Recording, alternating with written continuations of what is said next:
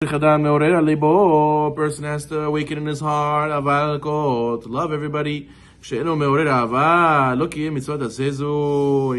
a person does not arouse his love for Ahavat Israel, he has not fulfilled this positive commandment. So there's a commandment to do acts of love to another person and to awaken yourself to be motivated to do acts of love to another Jew. And if you do not push yourself and awaken that love in yourself, you're missing out on this mitzvah. This applies also even when people do bad things. You still have to have Ahavat Israel.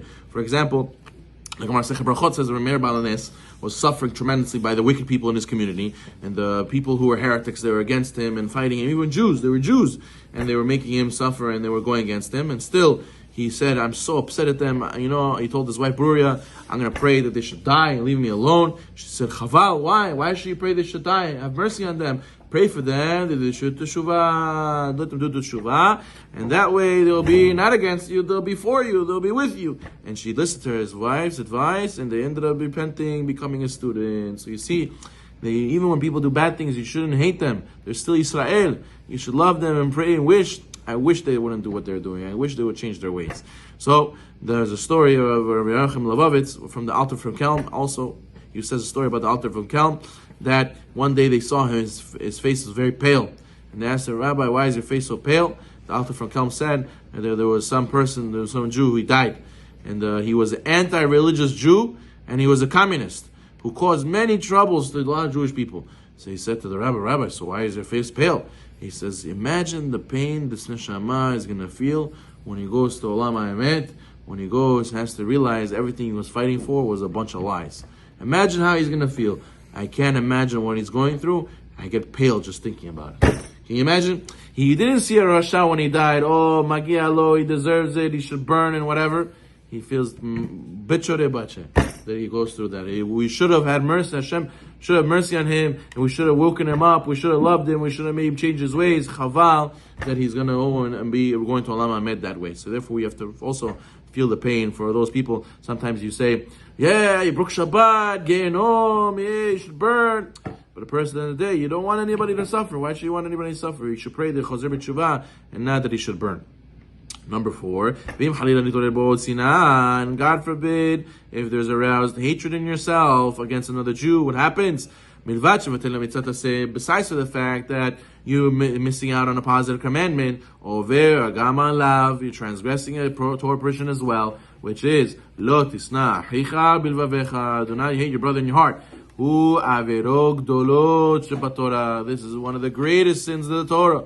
As the sages tell us, Sinat hatred of other people removes a person from this world. The Ahavat Israel says, Anshe Sedom, because